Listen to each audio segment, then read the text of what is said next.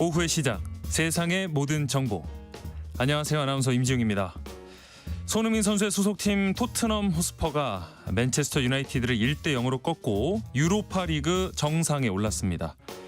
손흥민 선수는 2010년 함부르크에서 데뷔한 이후로 단 한 번도 우승을 경험하지 못했는데 이번 우승으로 이 무관의 서름을 떨쳐냈습니다. 사생활 논란 속 우승을 차지한 손흥민 선수 소식부터 또 신기록이 이어지고 있는 프로야구 소식까지 한 주간 있었던 스포츠 뉴스, 잠시 뒤 스포츠 핫 이슈 코너에서 자세히 살펴보겠습니다. 우리 아이를 키우다 보면 이상과 다른 현실의 벽을 참 많이 느끼게 됩니다. 특히 아이를 훈육할 때면 다짐과는 달리 감정이 앞서기도 하는데요. 이럴 때 어떻게 해야 하는 건지, 현실 육아 세계의 정답은 무엇인지 라디오 상담소 우리 아이는 왜에서 알아보겠습니다. 궁금한 분들 계속해서 함께해 주세요. 저희 방송은 KBS 라디오 유튜브 채널 통해서도 실시간으로 시청과 참여하실 수 있습니다. 많은 관심 부탁드리면서 KBS 세상의 모든 정보 지금 시작합니다.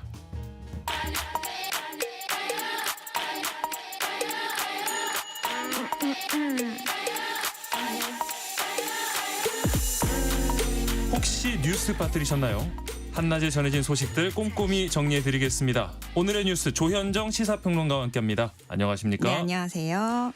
네, 대통령 선거가 이제 12일 앞으로 다가오면서 네. 대선 후보들도 진짜 숨가쁘게 움직이고 있는데, 먼저 국민의힘 김문수 후보는 오늘 오전에 기자회견을 열고 개헌을 포함한 정치개혁 구상을 발표했습니다. 그리고 이 자리에 손학규 전 바른미래당 대표도 함께하면서 김문수 후보 지지를 선언했네요. 네, 손학규 전 대표 얼굴 굉장히 오랜만에 나왔어요. 예. 네.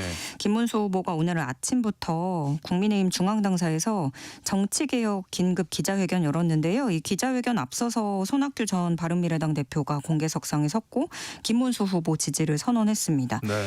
손학규 전 대표는 나락으로 떨어지는 대한민국을 살려야 한다는 절박한 마음으로 나왔다.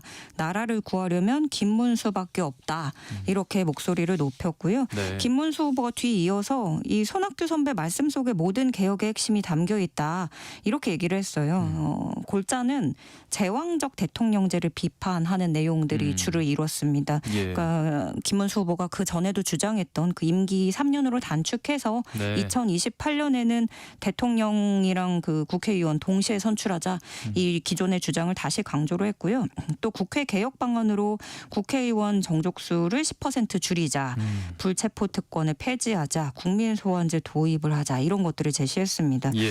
김문수 후보는 이재명 후보가 대통령이 되면 삼권 분립은 붕괴되고 총통제가 도래할 것이다. 이렇게 강하게 비판을 했고요. 이렇게 일정 마치고 오후에는 용산구 대한의사협회로 갑니다. 의협 회장단 만나서 지금 우리 절대 아직 풀리지 않은 이 의정 갈등 해결책 모색해보고 한국여성단체협의회와 정책협약을 맺을 예정입니다.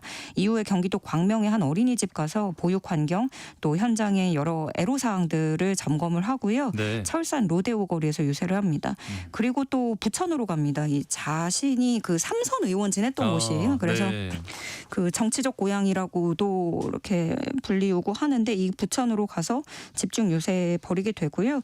그리고 김문수 후보 같은 경우에 어제 그 배우자인 설난영 씨가 처음으로 네. 뭐 데뷔했다 이런 표현도 나오고 있는데 국민의힘 당 공식 행사에 등장을 했어요. 예. 오늘은 처음으로 부부 동반 유세에 나설 거라는 소식도 들려오고 있습니다. 네.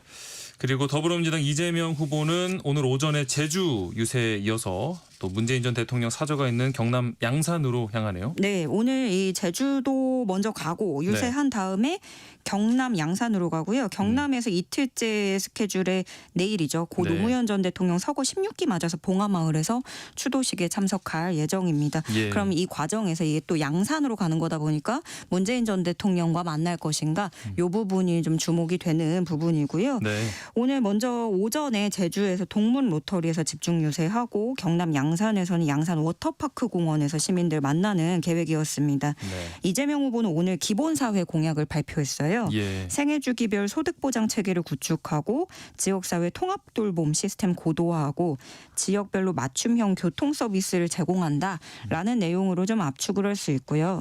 그런가 하면은 지금 이재명 후보 방탄유리막 공방이 한창이죠. 예. 뭐 김문수 후보가 이재명 후보 향해서 이제 본인은 조끼 안 입는다 이런 것들을 네, 이렇게 네. 옷을 제껴가면서 어필을 하면서 방탄조끼 입고 방탄유리 치는 사람이 대통령이 돼서야 되겠느냐 이렇게 공세를 펴고 있어요. 근데 이런 부분은 사실 지금 후보 마음이 더 급할 거예요. 최대한 많은 유권자들하고 스킨십을 해야 그렇죠. 되는데 후보 당사자가 사실상 더 많은 손해를 보고 있는 거죠. 근데 그럼에도 이제 아직은 정서적으로는 좀 거리감을 느낄 수 있는 부분에서 이거를 국민의힘이 파고들어서 좀 공세로 가져가는 것 같은데요. 네. 이재명 후보는 역공을 하면서 이렇게 방탄유리 설치하고 경호하는데 이 속에서 유세해야 되는 게 이재명 그리고 민주당의 잘못이냐. 반성에서도 모자랄 자들이 국민을 능멸하고 목이 찔린 정치인을 두고 장난해서야 되겠느냐 이렇게 성토를 했고요. 예. 민주당 선대위에서도 테러를 당하면 테러를 당할 일을 한 거냐. 테러를 정당화하는 위험천만한 발언이고 테러를 부추기는 끔찍한 망발이다. 대통령 되겠다는 사람으로서는 무책임한 발언이기도 하다. 이렇게 맹비판하기도 했습니다. 네. 그리고 이 단일화 시한으로 보는 이 투표용지 인쇄일이 오는 25일입니다. 이제 네. 사흘 남았는데 개혁신당 이준석 후보는 뭐 계속해서 단일화에 좀 강하게 선을 긋고 있고요. 네.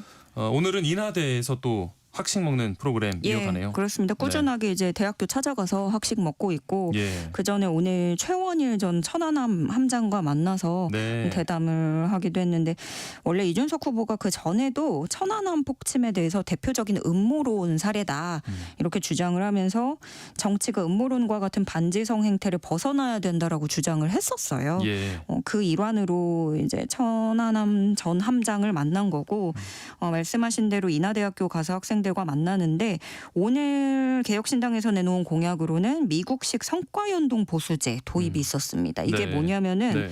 차관급 이상 고위공직자 같은 경우에는요.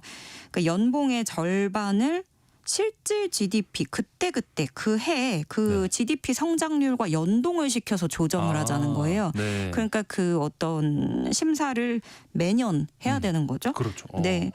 그리고 또 하나 뺄 수 없는 이슈가 이준석 후보 둘러싸고는 여전히 단일화 이슈가 제일 뜨거운 감자인데 네.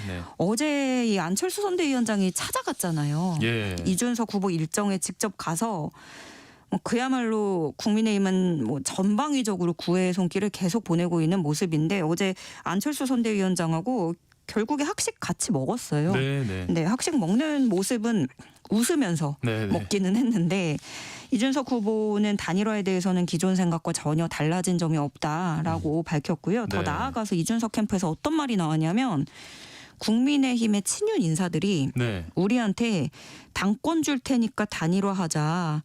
그리고 단일화 후보는 김문수로 하자. 이렇게 예. 제안했다는 폭로를 개혁신당에서 꺼냈습니다. 네. 그러니까 개혁신당의 주장은 그거예요. 대선 승패에는 관심 없이 이 친윤계들이 한동훈이 당권 질까 봐 노심초사하고 있다라는 주장에서 우리한테 당권 거래하자고 이렇게 은밀하게 제안을 했다. 거래를 제안했다. 라는 거예요. 그리고 여기에 대해서 국민의힘은 그런 일이 없다라고 네. 일축했습니다. 그리고 배현진 의원은 당근 거래도 아니고 당권 거래를 하는 거는 기생충이나 하는 짓이다. 이렇게 또 뭐 세게 얘기를 하기도 했는데 네. 이게 어쩌면 또 뭐 진실 공방으로 또 이어질 수도 있겠고요. 네. 근데 개혁신당에서 일단 이런 얘기를 꺼냈다는 것 자체에 의미가 있습니다. 그러니까 우리 이렇게까지 했으니까 단일화의 뜻이 없다라는 거를 더 강하게 어필을 하는 건데 네. 뭐 이준석 후보는 본인은 선거날까지 휴대전화 뭐 오는 거 전화도 안 받을 거다. 네. 이렇게 얘기를 하고 있어요. 근데 단일화 시한이 코앞으로 다가왔기 때문에 요 원래 대선이라는 게 하루아침에 또 이게 바뀌고 그러잖아요. 네. 그래서 이준석 후보가 어떤 전향적인 태도를 취하게 될지 지금 온 눈길이 쏠리고 있습니다. 예. 한낮의 교양 파트너 여러분께서는 세상의 모든 정보와 함께하고 계십니다.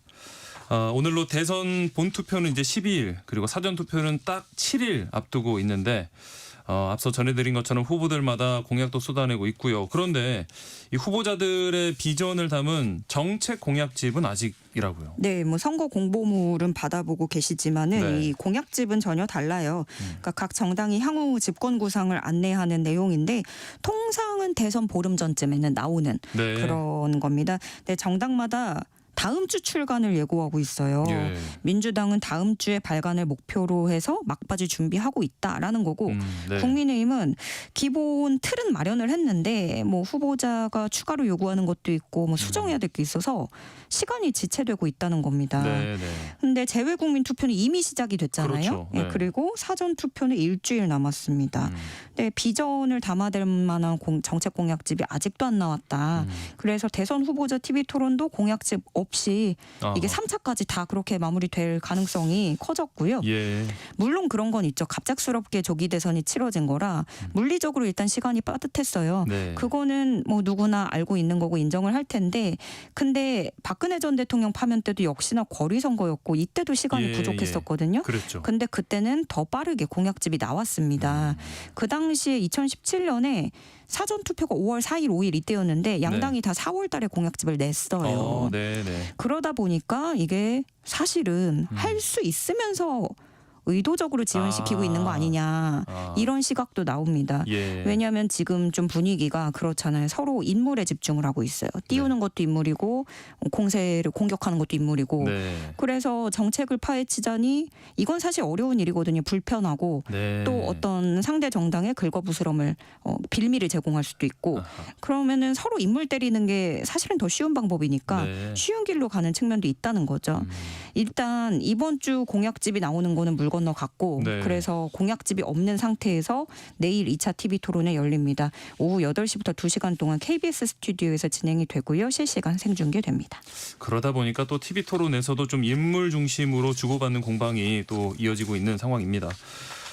그리고 21대 대통령 선거 사전투표 실시를 금지해달라라는 가처분 신청이 있었는데 헌법재판소가 일단 받아들이진 않았습니다. 네, 앞서 이호선 국민대 법대 교수가 지난해 10월에 사전투표제도가 위헌이라면서 헌법소원을 제기한 일이 있었어요. 예. 뭐 사전투표용지에 바코드 있는 거 그걸로 투표자 신원을 식별할 수 있다. 비밀 선거를 보장할 수 없다라는 주장을 펼쳤던 건데요. 네. 그때 중앙선관위는 그 주장은 사실과 다르다라고 해명을 했었고 네. 헌재가 지난 2023년 유사한 헌법소원에서도 바코드는 이 특정인의 투표를 알아내는 건 현실적으로 상정하기 어렵다라고 2023년에 이미 판단을 했었습니다. 네, 네. 이와 관련해서 지금 또 본안 심리를 하고 있는데 조기 대선이 그 사이에 결정이 됐잖아요. 예. 그래서 이 이호선 교수가 별도의 가처분 신청을 또 제기를 하고 네. 사전 투표를 잠정적으로 금지해달라. 이번 네. 대선 때는 하지 말아달라. 이렇게 요청을 그렇죠. 한 거예요. 네. 그렇게 헌재가 이 가처분 가처분 접수 받았으니까 한 달 정도 심리를 거쳤고 결국에 그 결과로 신청의 이유가 없다라면서 기각했습니다. 네. 헌재는 뭐 구체적인 사유를 밝히지는 않았는데 사전 투표로 인해 발생하는 해악이 이 사전 투표를 전면 중단할 만큼 긴급하거나 중대하지 않고 본 안에서도 이 교수의 주장이 인용될 가능성도 낮다고 판단한 네. 것으로 보여지고 있고요. 근데 지난번 윤 전 대통령 파면 선고도 뭐 전 국민이 거의 다 보셨지만 그 당시에 헌재가 그 윤 전 대통령이 제기한 부정선거 의혹 상당수가 해소됐고 선관위도 관련 시스템을 개선했기 때문에 주장이 타당하지 않다라고 판단을 했었죠. 이거는 네네. 또 기억을 하실 거고 계속해서 좀 같은 흐름으로 가고 있는 상황입니다. 네. 자, 그리고 어제 저희가 소식 전해드린 바가 있는데 윤석열 전 대통령이 극장에서 이 부정선거 내용을 다룬 다큐멘터리를 관람을 했는데 이게 좀 파장이 커지고 있습니다. 네, 저희가 어제 이 극장 들어서는 모습부터 이제 네. 그때 전해드렸는데 이후에 뭐 각 정당 반응들도 나오고 있고 예. 후폭풍이 커지고 있어요. 네. 일단 그 극장에서 본 그런 후기들을 종합을 해보면 네. 이 관람객들이 그 부정선거 빨간색 풍선 들고 너만 몰라 부정선거 이런 문구를 들고 네. 있었고요. 황교안 무소속 후보도 같은 시간대에 방문을 했습니다. 그리고 윤 전 대통령 표정을 스케치한 보도들도 많은데요. 네. 윤 전 대통령이 그 다큐멘터리 내용 중에 뭐 지난 총선 또 강서구청장 보궐선거 이야기 나오니까 집중을 했고 네. 활짝 미소 짓고 박수치기도 했고 네. 또 본인의 비상계엄 선포 장면이 나오자 어퍼컷하듯이 주먹 쥔 손을 들어 올리기도 했다. 그리고 특히 영화 중간에 이재명 후보와 한동훈 전 대표 스크린에 등장하자 고개를 좌우로 흔들기도 했다라는 보도들이 지금 나오고 있고요. 예. 윤 전 대통령이 이 영화 보고 나서 뭐 짧게 뭐 코멘트를 했다고는 하는데 뭐 컴퓨터나 전자기기 없이 대만식이나 독일이 하는 투명한 방식으로 선거가 치러져야 될 것 같다라고 얘기를 했다고 이 다큐멘터리 만든 이영돈 PD가 기자들에게 전했습니다. 네. 이 소식에 사실은 국민의힘에서도 좀 비판의 목소리가 쏟아지고 있어요. 네. 네. 그 전에 먼저 민주당에서는 네. 이재명 후보가 좀 황당하다라는 거예요. 그 선거 시스템으로 본인이 선거에서 이긴 건데 네. 그거를 부정선거라고 하면 어떻게 되는 거냐라고 했는데 민주당 반응은 뭐 뻔했던 거고 네. 이제 문제는 국민의힘의 반응입니다. 국민의힘으로서는 사실 탈당까지도 그거 좀 겨우겨우 이루어졌는데 네. 혹여나 악재로 작용할까 봐 걱정을 하고 있는 모습이에요. 김용태 비대위원장이 네. 그 탈당하신 분이다. 딱 잘라 말하면서 저희 당과 관계없다는 말씀을 명확히 하겠습니다. 예. 반성하는 모습을 보일 때라고 생각이 듭니다 했고요. 한동훈 전 대표도 음모론자들과 손잡는 건 자멸의 지름길이다. 또 조경태 의원은 이재명 후보 선거운동원이냐 이렇게 얘기를 했고요. 김근식 국민의힘 서울 송파병 당협위원장은 제발 윤석열 다시 구속해 주세요. 이렇게까지 호소했습니다. 네. 네.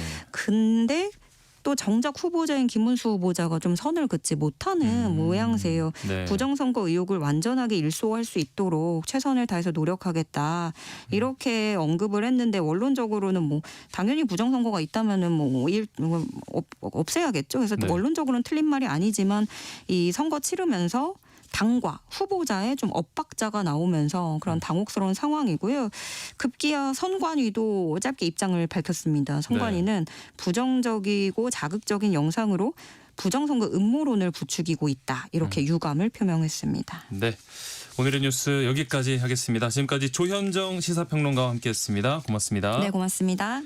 KBS 라디오 세상의 모든 정보 함께하고 계신 지금 시각은 12시 37분 향해 가고 있습니다. 이 시각 교통정보 알아보겠습니다. 이 시각 교통정보입니다. 도로 위의 교통량은 점점 줄고 있는데요. 돌발 구간들이 있습니다. 광주 대구고속도로 대구 쪽입니다. 가주 부근에서 화물차 관련 사고가 났습니다. 1, 2차로가 막혀 있는데요. 1km 구간 정체 극심합니다. 호남고속도로 순천 쪽으로 창평 부근 지나기 답답한 이유는 작업을 하고 있어서입니다. 중앙고속도로 부산 쪽으로는 만종터널 부근에서 작업하고 있고요. 일대로 속도가 떨어지고 있습니다.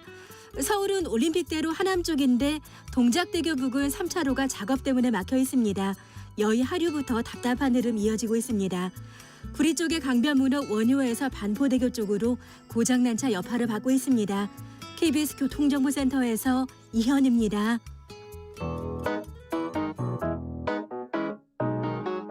세상의 모든 정보는 청취자분들의 관심과 참여를 기다립니다. 방송 들으시면서 궁금한 점이 있거나 의견 공유하고 싶은 분들 계시면 문자 보내주세요. 추첨을 통해 모바일 쿠폰 보내드리겠습니다.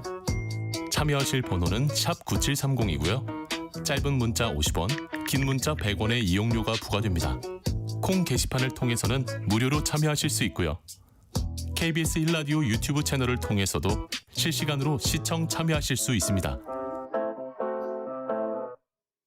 꼭 알아야 할 정보를 알기 쉽게 전달해드리는 세상의 모든 지식. 목요일엔 한 주간 있었던 스포츠 소식 살펴보는 스포츠 핫이슈 시간입니다. KBS 스포츠국 정현호 PD와 함께합니다. 안녕하십니까? 네, 안녕하십니까? 네. 어젯밤에 뭐 축구 팬들이라면은 네. 많이들 밤잠을 설치셨을 것 같습니다. 그러니까요. 손흥민 선수가 드디어 데뷔 후 첫 우승컵을 들었습니다. 저도 약간 네. 지금 보느라 몽롱한 상태인데 네, 네. 사실 이 손흥민 선수가 뭐 이 소위 말하는 월드 클래스급의 선수임에도 불구하고 네. 어떻게 이 한 번도 우승이 없을 수가 있지. 저희끼리 그렇죠. 농담으로 그래도 초등학교 때는 한번 해보지 않았을까 뭐 그런 얘기를 하긴 했는데 네, 네. 성인 무대 그리고 이제 이 공식 경기 공식 리그에서는 처음으로 네. 우승을 차지를 했죠. 어제 열렸었던 이 유럽 축구 연맹 유로파리그 결승전에서 맨체스터 유나이티드를 상대로 토트넘이 1대0으로 승리를 하면서 유로파리그 우승을 하게 됐습니다. 예. 손흥민 선수에게도 데뷔 후 첫 공식 우승 트로피가 되겠고 네. 경기 초반부터 좀 뭐랄까 탐색전이 굉장히 좀 오래 가는 모양새였고 결정적으로 우리나라 팬들 새벽까지 기다렸던 분들한테는 좀 아쉽게도 손흥민 선수는 교체 선수로 출전을 그렇죠. 했단 말이죠. 네. 전반 이제 끝나고 이제 후반 22분에 교체 출전을 했기 때문에 네. 손흥민 선수가 좀 선발로 나서기를 바라셨던 팬들은 조금 아쉬웠을 수도 있는데 이 초반부터 양 팀이 굉장히 좀 팽팽하게 가다가 중반부터는 이제 맨체스터 유나이티드가 주도권을 잡는 모습이었어요. 네. 그러면서 0대 0으로 이제 후반전에 들어갔는데 이 상황이 전반 42분이었죠. 전반 42분에 이 브레니안 존슨이 골문 앞 경합 과정에서 네. 득점을 성공을 하면서 토트넘이 승기를 잡았고요. 그 이후에 후반전은 거의 이 맨유의 일방적인. 파상공세에 네. 일방적이었다고 봐야 될 것 같아요. 토트넘 입장에서도 기본적으로 이 한 골로 만족하겠다라는 듯이 10백에 가까울 정도로 좀 내려앉는 모습이 좀 있었고 네. 손흥민 선수도 후반 22분에 투입되긴 했습니다만 공격적인 부분에 치중하기보다는 히샬리숑 선수가 이제 부상 이슈로 이제 교체가 됐기 때문에 네. 조금 더 측면에서 상대 이 풀백들의 오버래핑을 막는데 초점을 두는 듯한 수비적인 윙어로서의 모습이 많이 나왔었거든요. 네. 그러면서 결국 특히 이 막판에는 그 추가 시간 내내 거의 골키퍼까지 총 동원해서 올라올 정도로 접전이었는데 1대0 승리를 결국 거두게 됐고 네. 그러면서 이 손흥민 선수의 준우승 경력이 드디어 끝났습니다. 프리미어리그에서도 준우승이 있었고요. 챔피언스리그 그리고 잉글랜드 풋볼 리그컵까지 준우승이나 준우승 다 해봤는데 그렇죠. 이 어떻게 이렇게 우승만 없었나 했었는데 결국 어제 우승을 또 해내고 팀의 주장으로서 소위 말하는 트로피 세리머니까지도 모두 해냈고 또 태극기를 두르고 경기장을 도는 모습을 보면서 쟤도 같이 약간은 새벽이었지만 울컥하는 그런 순간도 있었습니다. 맞습니다. 사실은 상대팀인 맨유도 국내 팬들이 굉장히 많기 때문에 그렇죠. 뭐 아쉬울 분들도 계시겠지만 맞습니다. 손흥민 선수의 또 우승컵 들어 올리는 모습은 모두가 아마 감동을 느꼈을 것 같아요. 그렇죠. 이 손흥민 선수도 그렇고 토트넘도 그렇고 이번 시즌에 진짜 지독한 좀 부진으로 애를 많이 먹었는데 네. 이번 우승이 뭐 팀이나 선수에게 모두 좀 남다른 의미가 될 것 같아요. 분위기 전환의 계기가 되지 않을까라는 네. 생각이 들고요. 그러니까 기본적으로 이 포스테코글루 감독을 둘러싼 경질 이슈 그리고 예. 이 손흥민 선수를 향한 어떤 현지 언론의 좀 날선 비판들 이런 것들에 대해서 일단은 유로파리그 우승이라는 성과를 이뤄냈기 때문에 좀 네. 잠잠해지지 않을까라는 생각도 하고요.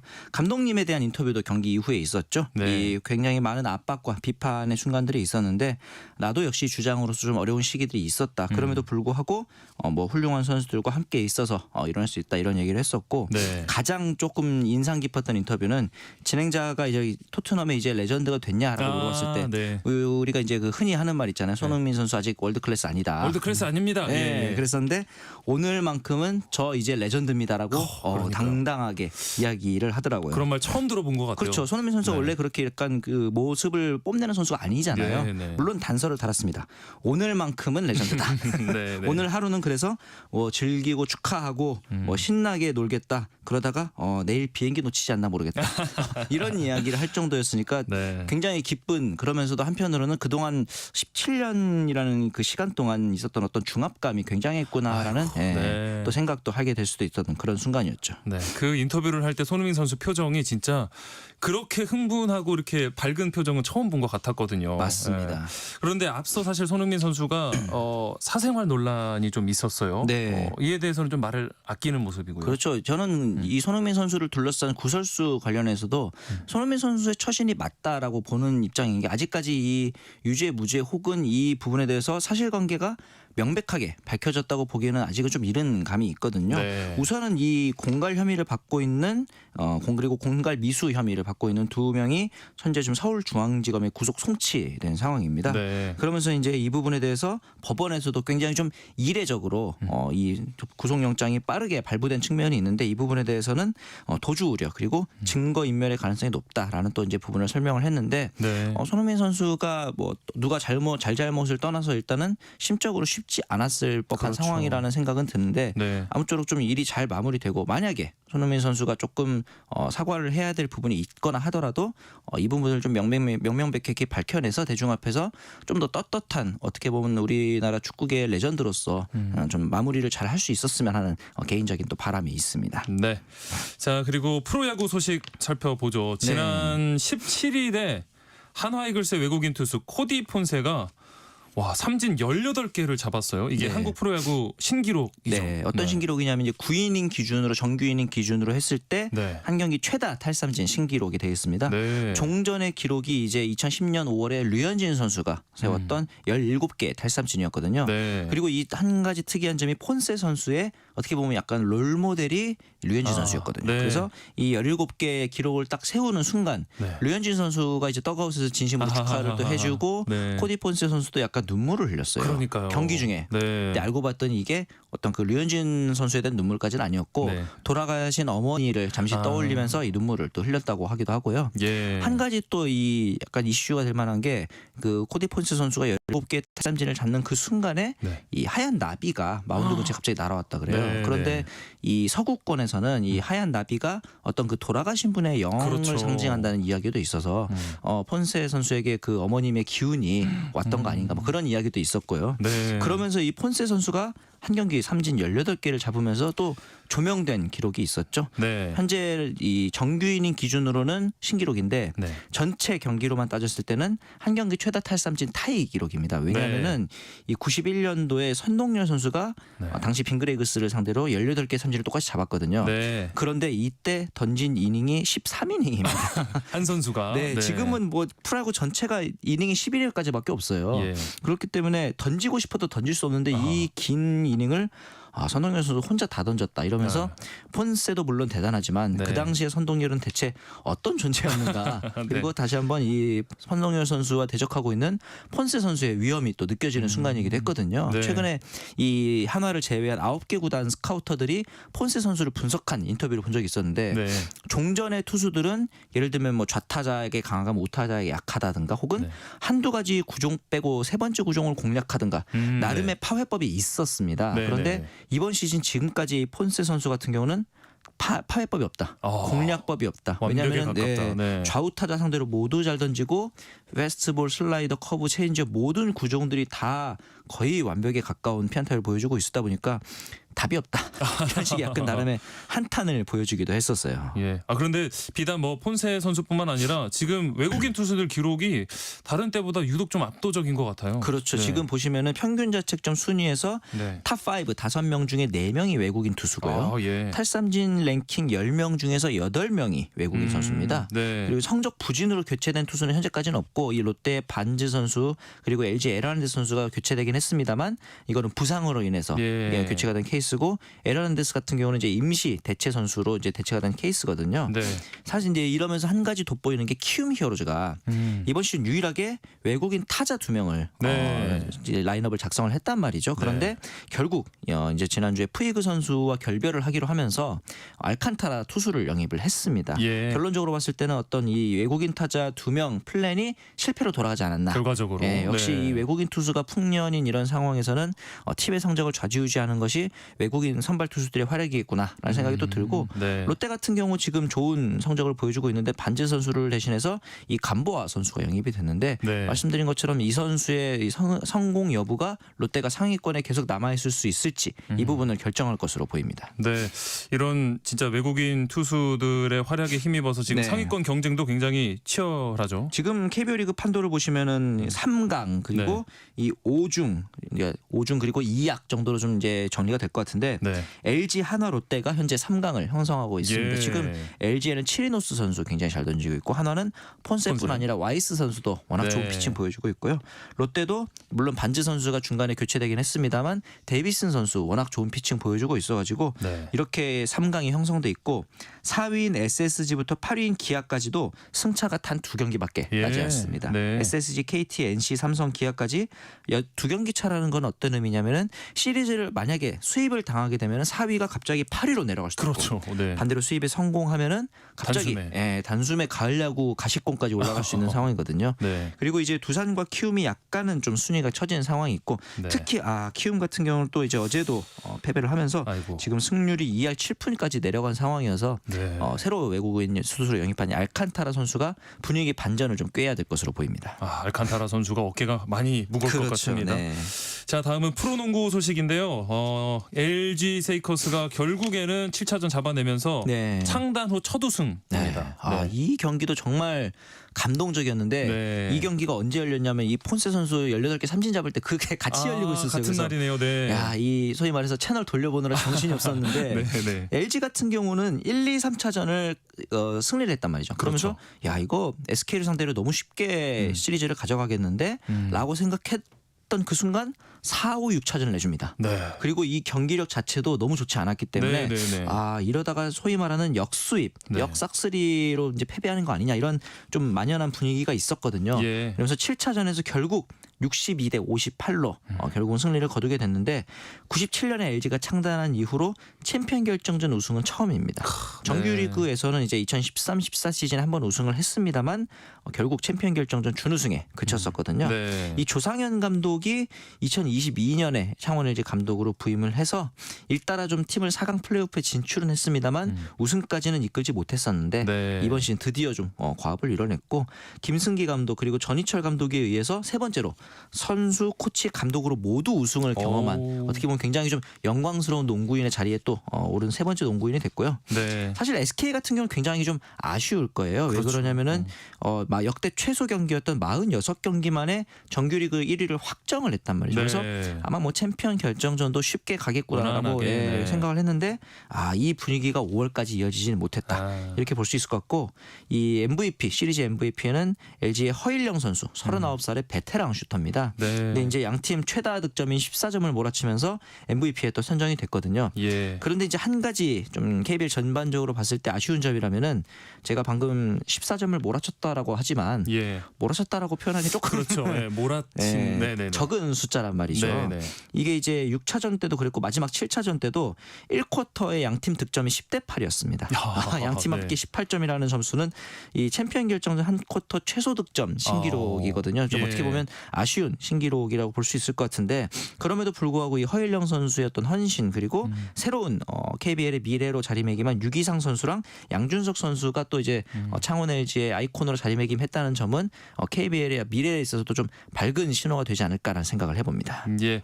이제 막을 내린 프로농구가 다음 시즌 선수 영입 경쟁에 들어갔는데 네. 허훈, 뭐 안영준, 김선영 이런 좀 굵직한 선수들이 FA 시장에 나와 있어서 네. 많은 변화가 있을 것 같아요. 그렇죠. 이러면서 이제 과연 선수들이 얼마나 거액의 몸값을 받고 옮기느냐 그리고 소위 말하는 그린팀이 결성되느냐 이런 것들에 대한 관심이 많을 텐데 네. 일단은 선수들의 이동이 앞서서 감독들의 이동이 굉장히 활발합니다. 아하, 네. 이 KT가 최근에 또 이제 송영진 감독과 결별하기로 하면서 다소 좀 이례적이다라는 또 이제 이야기가 나왔는데 왜 그러냐면 이 송영진 감독 같은 경우 이번 시즌 결국 4강 플레이오프에 진출을 하기도 했고 네. 지난 시즌 같은 경우에는 챔피언 결정전 준우승 네, 굉장히 네. 좋은 성적이었는데 왜 굳이 옵션을 행사하지 않고 결별을 택했을까라는 생각이 또 들기도 하거든요. 예. 이미 4개 구단이 교체 외국의 감독 교체라는 시즌 이제 가져가기로 했는데 네. 가장 먼저 고양 소노가 손창환 감독을 새로 선임했고요. 그다음에 이제 정관장이 유도훈 감독, 네. KCC가 팀의 레전드라고 할 수 있는 이상민 감독을 선임했고 네. 현대모비스가 또 양동근 감독을 조동현 오. 감독 대신에 이제 선택을 했단 말이죠. 네. 그러면서 이제 4강 플레이오프에 올랐던 4팀 중에 벌써 2팀이나 감독이 바뀌는 좀 이례적인 상황이 또 열리게 됐는데 네. 이렇게 시즌 종료 후에 감독이 가장 많이 바뀐 게 5명이 바뀐 게 2004년에 한 번 그리고 2022년에 또 있었는데 네. 과연 KT를 이끌 새로운 감독이 누가 될지도 그 에어컨 리그의 한 이슈가 되지 않을까라는 생각이 듭니다. 네. 마지막으로 K리그에서 이 광주 FC 무자격 선수 논란 때문에 뭐 네. 몰수패 가능성까지 언급이 되던데 무슨 일인가요, 이거? 2023년에 이 아싸니 선수를 영입하는 과정에서 발생한 연대 기여금 약 400만 원 가량의 연대 기여금이 있는데 이 네. 금액을 미납한 겁니다. 예. 이 연대 기여금이라는 거는 선수를 영입할 때 지불하는 이정료의 일부를 해당 선수가 뛰었던 유스팀에도 나눠주는 제도가 되겠는데 네. 이 금액을 왜 지급하지 않았느냐? 담당자가 휴직을 합니다. 네. 행정 실수. 그러면서 이제 납부 독촉문도 계속 날라오는데 행정 공백이 있었고 징계 결정문까지도 심지어 못 받다고 해요. 이게 굉장히 좀 뭐랄까 프로구단에서 있기엔 그러니까요. 아마추어적인 임무 처리라고 볼 수 있는데 문제는 이 이후에 광주 구단이 징계 사실조차도 알지 못한 상태에서 10명 가까운 선수들을 또 영입하고 네. 선수로 등록을 해서 경기까지 뛰었어요. 네. 그러면서 이 부분에 대해서 일단은 AFC에서 징계가 나올 가능성이 좀 있습니다. 네. AFC의 조항에 따르면은 선수 등록을 승인했다 그래서 자격이 확정된 것이 아니다. 자격이 없는 선수가 출전할 경우에는 징계를 받을 수 있다라는 조항이 있거든요. 예. 만약에 이렇게 되면은 AFC가 이번 시즌 치렀던 광주의 5경기가 모두 몰수패 처리될 수도 있는 거거든요. 예. 만약에 AFC 징계가 이루어진다면은 마찬가지로 K리그에서도 또 징계가 이루어질 가능성이 있고 네. 이 부분에 대해서 KFA 전무이사가 조금 선처를 해야 되는 거 아니냐라는 이야기를 했는데 뭐 프로구단에서 그런 게 어디냐 규정대로 가는 거지라는 또 약간 논란의 불씨를 지피는 발언이 나오면 나오면서 네. 상황에 대해서는 조금 더 두고 봐야 될 것 같은 그런 반응입니다. 네, 스포츠 핫 이슈 오늘 여기까지 하겠습니다. 지금까지 KBS 스포츠국 정현우 PD와 함께했습니다. 고맙습니다. 네, 감사합니다. 네, KBS 세상의 모든 정보 1부 순서 여기서 마무리하겠습니다. 저는 2부 1시에 다시 찾아오겠습니다.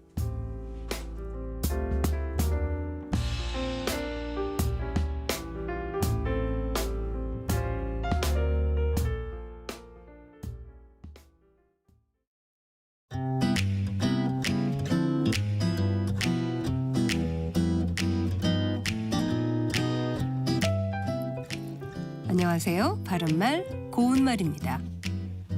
어떤 일을 시작한 지 얼마나 됐는지에 대한 질문에 대답할 때 차라는 표현을 쓸 때가 있습니다. 예를 들어 입사 2년 차라고 하면 입사한 지 2년째가 됐다는 뜻이지요. 또 임신한 사람이 자기가 임신한 지 얼마가 됐는지를 말할 때도 임신 6주 차라고 할 수 있고, 또 우리 부부도 벌써 결혼 10년 차가 됐다와 같이 표현할 수도 있습니다.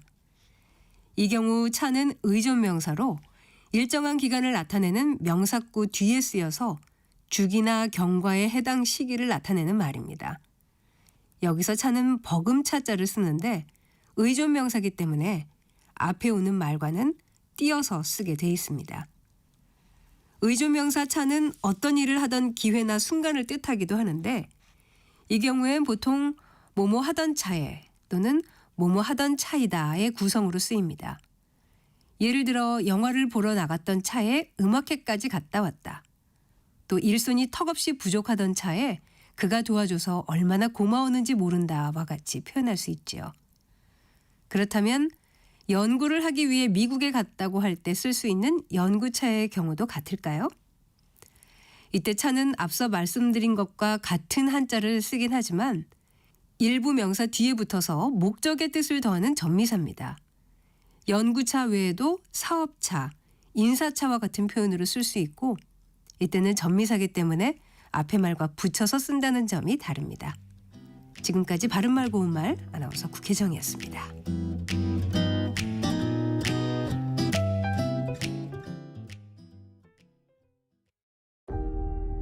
저는 13개월 아기를 둔 엄마입니다. 저희 아이가 행복하게 살아갈 수 있는 세상을 만들어줄 수 있는 그런 분이 당선이 되셨으면 좋겠다는 마음으로 투표를 할 생각입니다. 투표할 겁니다. 진정한 민주주의를 실현하는 정치인이 대통령이 되는 사람을 뽑겠습니다. 카페를 운영하고 있는 자영업자입니다. 경제를 살 수 있는 자영업자의 마음을 대변해 줄 수 있는 그런 사람을 뽑겠습니다. 열심히 투표합시다. 5월 29일에서 30일 사전투표, 6월 3일 본투표. 나와 우리 가족, 대한민국의 미래를 위해 투표하세요. 내 삶을 바꾸는 선택. 2025 대통령 선거 개표 방송. 6월 3일 화요일 오후 7시 20분부터 KBS 1라디오와 유튜브 채널을 통해 함께 하실 수 있습니다.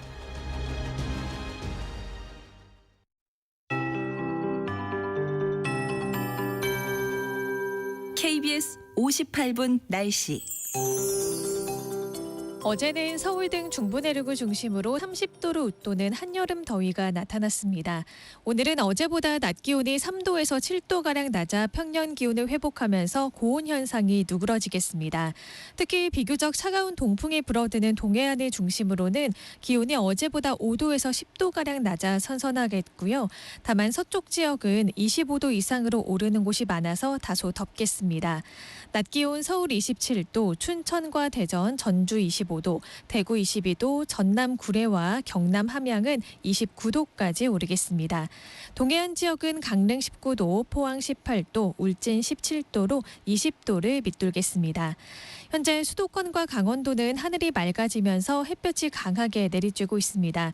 그 밖의 지역은 대체로 흐린 가운데 대전과 안동에는 이슬비나 약한 비가 내리는 곳이 있습니다. 오후에 충청과 남부지방에 비가 조금 내리는 곳이 있겠는데요. 비의 양은 충북에 5mm, 호남과 영남 서부 내륙에 5에서 10mm 정도가 되겠습니다. 내일은 새벽부터 아침 사이 충남 서해안에 비가 조금 내리는 곳이 있겠고요. 늦은 밤부턴 제주도에 비가 오는 곳이 있겠습니다. 현재 서울의 기온은 26.1도, 습도는 58%입니다. 조하늘입니다.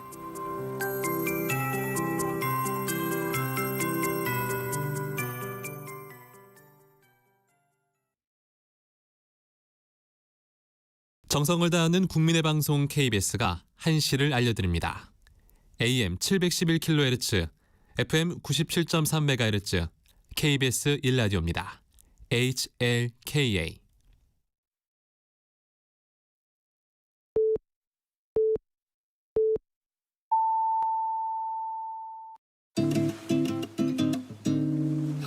나른한 오후를 책임질 영양 만점 지식 비타민. 세상의 모든 정보.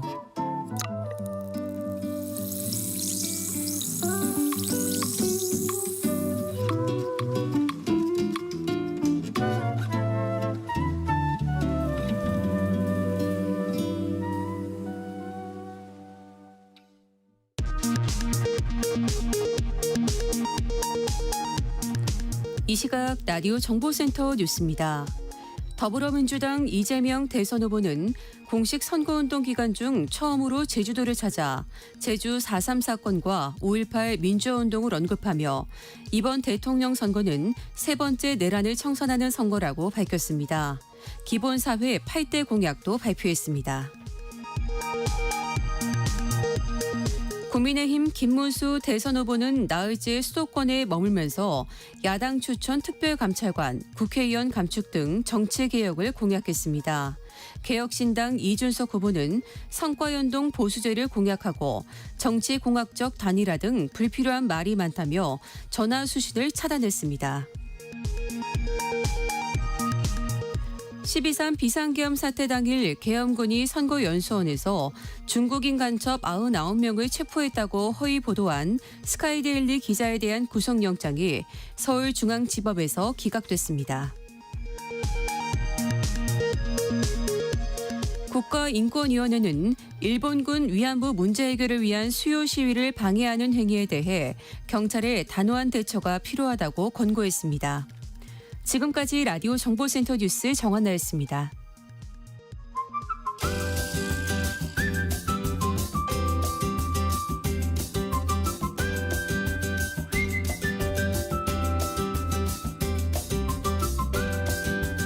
생활 밀착형 경제 뉴스만 모아 전해드리는 시간입니다. 생활 경제 뉴스 참 좋은 경제연구소 이인철 소장과 함께합니다. 안녕하십니까? 네, 안녕하세요. 네. 첫 소식은 이 국내 여행 계획 중인 분들에게 좀 도움이 될 것 같은데 정부가 국내 여행 활성화를 위해서 숙박 할인 쿠폰을 발행한다고요? 그렇습니다. 여름철에 지금 가능한 한 국내 여행 많이 하라라는 이제 의미인데요. 네. 문체부와 이제 한국관광공사가 함께 2025년 대한민국 여름맞이 숙박세일 페스타를 추진합니다. 네. 이 행사 크게 세 가지 카테고리로 좀 분류가 되는데요. 총 40만 장의 숙박 할인 쿠폰이 배포가 되는데 첫 번째가 지역 특별 기획편입니다. 네. 오는 이제 5월 28일부터 30일 사흘 동안 이제 이 쿠폰이 나가는데 네. 전국의 13개 광역지자체에서 이제 7만 원 이상 숙박할 경우 예약할 때 한 5만 원 할인 쿠폰 받으실 수가 있고요. 오, 네. 숙박 기간은 6월 5일부터 7월 17일까지 사용해야 합니다. 한 4만 1,500장 정도가 발급이 되고 네. 또 본편은 6월 2일부터 7월 17일까지인데요. 비수도권 지역에서 7만 원 이상 숙박할 경우 3만 원의 할인 쿠폰을 받으실 수가 있고 네. 2만 원 이상 7만 원 미만 예약할 경우에는 2만 원 할인 쿠폰을 받으실 수가 있습니다. 이때 한 25만 8,500장이 배포가 될 예정이고 또 본편이 있는데요. 이 특별 재난 지역의 경우에는 6월 18일부터 7월 17일까지인데 산불 피해 지역 그리고 이제 지난해 여객기 참사 피해 지역에 대해서 7만 원 이상 숙박할 경우 5만 원, 또 7만 원 미만의 숙박 상품 예약 시에는 3만 원의 할인 쿠폰을 받으실 수가 있어서 네. 이때도 총 10만 장의 이제 할인 쿠폰이 배포가 되니까 반드시 숙박 기간을 지켜야 합니다. 6월 18일부터 7월 말일까지고요. 모든 숙박 쿠폰은 언제 지금 배포가 되느냐?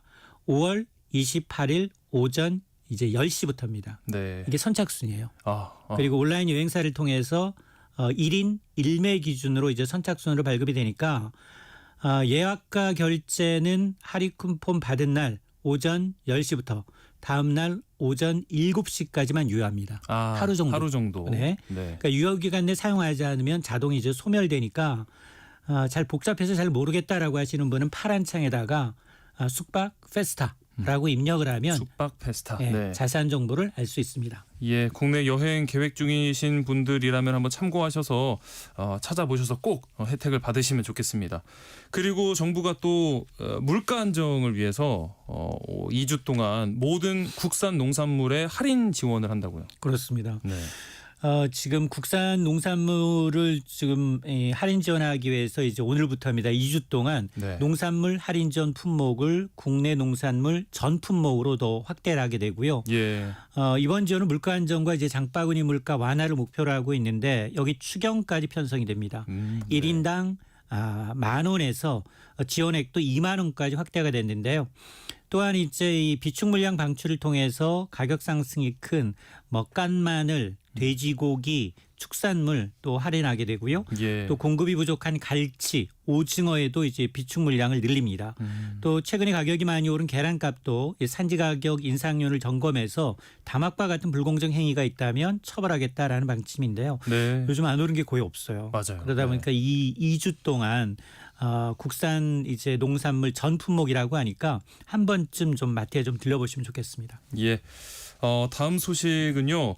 사실 몇 년 전에 이 알몸 김치 파동이 있어서 이 중국산 김치 좀 꺼려하시는 분들이 많아졌는데 최근에 중국산 김치 수입이 역대 최고 수준으로 또 늘어났다는 소식이네요. 그렇습니다. 이제 금배추가 계속되고 있어요. 금배추, 네, 맞습니다. 네, 네. 이제 워낙 날씨가 좋지 않아서 국내 배추값이 크게 오르니까 상대적으로 값이 저렴한 중국산 수입이 굉장히 많이 늘었는데요. 네. 얼마나 늘었느냐?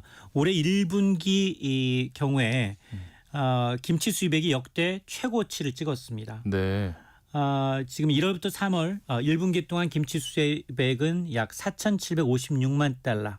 그러니까 한 670억 원 규모인데 네. 1년 전과 비교하게 되면 16.7%나 뛴 겁니다. 예. 근데 통상 이제 중국산 김치가 전체 수입의 대부분을 차지하고 있거든요. 네네네. 근데 주로 가정보다는 이제 식당. 네, 그렇습니다. 네. 식당에서 주로 사용하게 되는데 가격 차이가 워낙 많이 나요. 네. 중국산 김치하고 한국산 김치하고는 한 국산 김치 2-3배 정도 조약. 그러니까 중국산 김치가 2분의 1에서 3분의 1 정도 가격이다 보니 가격 측면에서 이제 영업용으로 많이 이제 사용되고 있는데 네. 아마 이제 이런 추세로라면 올해 중국산 김치 수입량은 지난해에 비해서 아마 지난해가 사상 최대였는데 그 네. 기록을 또 뛰어넘을 가능성이 높습니다. 아무래도 식당 같은 곳에서는 또 대량으로 주문을 하다 보니까 이런 가격 차이를 무시할 수가 없는 거겠죠.